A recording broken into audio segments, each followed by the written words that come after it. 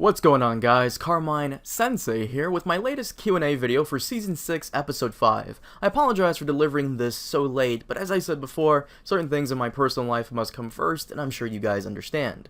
Now, a lot of shit went down this time, and lots of questions are being asked about the latest episode, so without making this intro too long, let's just get right into it. First question, do you think Benjin will appear in the next episode? Now, a lot of people have been showing me pictures of Joseph Mawley, who plays Benjin Stark, appearing on IMDb's page for episode 6 as Brother Beyond the Wall. Do I think he'll appear in the next episode? I think there's a very high chance that he may, but not because he's showing up on IMDb's page, but because the audience has already been reintroduced to the character back during the Winterfell visions with Bran.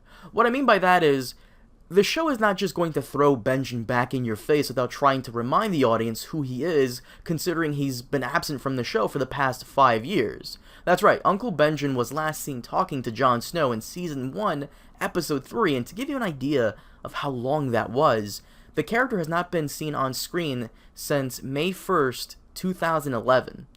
They could have shown us someone completely different that young Ned was training with, but they chose to give us young Benjin for a reason, and I think that means he's coming back. Next question, if they cured Shireen, then why can't Jorah be cured? I recall Stannis saying how he had multiple healers from all over the world come to Shireen when she was a baby in an attempt to save her.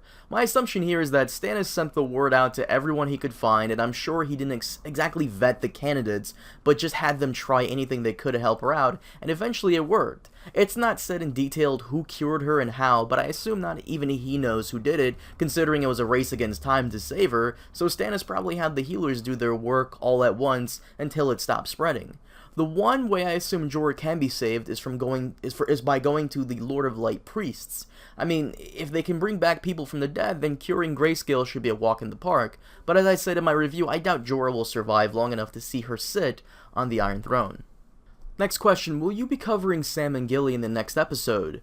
Yes, I will, and for once, I'm not dreading it. I saw that they are finally getting to Sam's family home of Hornhill, and by the looks of the preview, we'll be in for a treat. We also get a look at Sam's dad, played by James Faulkner, who really looks intimidating in his outfit.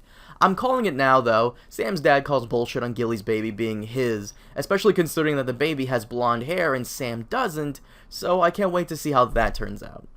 Next question, why does the Night's King want to kill Bran and the Raven so much?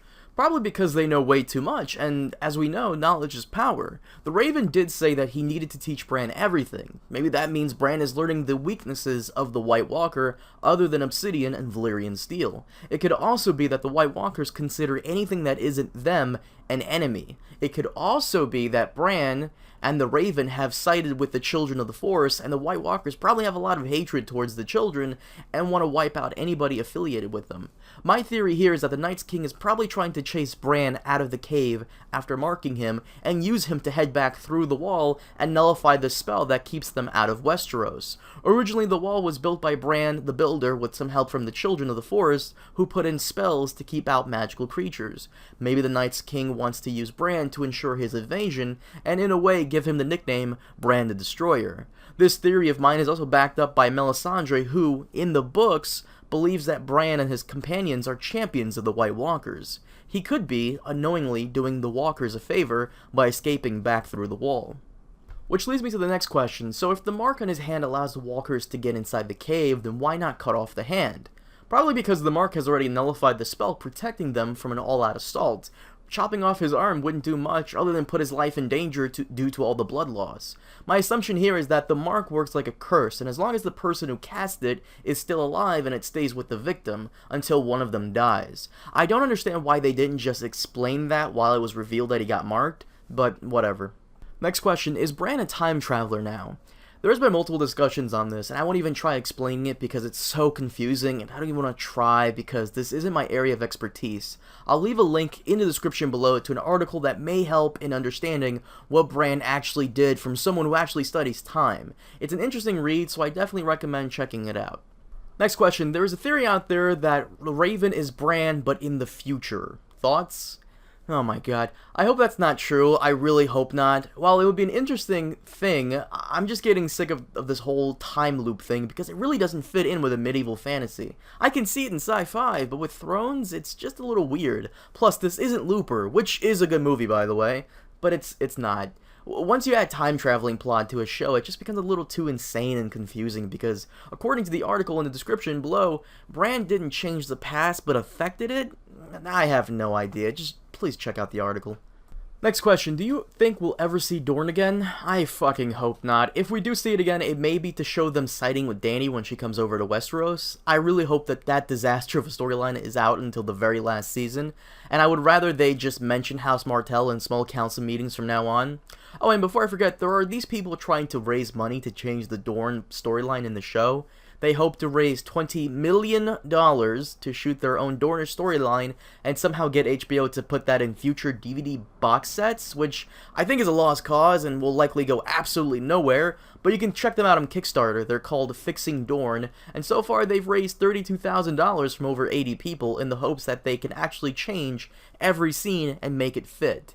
I'm not going to tell you guys not to support it, and no offense to the people who started it, but I've heard way too many horror stories about people supporting projects in Kickstarter, and then they just get their money taken without ever seeing the original project completed. So it's up to you guys. And last question, do you really believe Ramsay wrote the Pink Letter? Because some of the signs point to Peter Baelish writing it. I would love it if Peter Baelish was behind the Pink Letter just to jumpstart another war to weaken House Bolton so he can write in there and take it with ease. Some of the arguments to this effect are the wax seal used in the letter is vastly different than what we've seen House Bolton use before. In Season 3, Episode 10, we see Ramsay sending a letter to the Iron Islands, and as we can see, the wax used for House Bolton's sigil is vastly different than what we see in Episode 4's letter.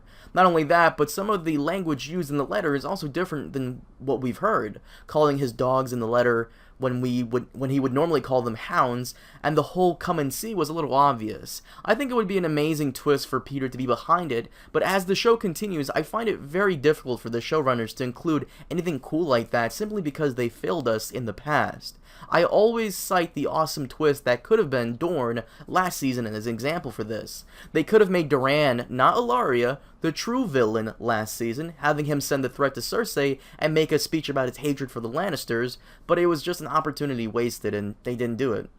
Now, I hate to cut the video so short, but I am working on a new video for you guys, and another video which is a little collab with a new channel that does amazing artwork, so look forward to it.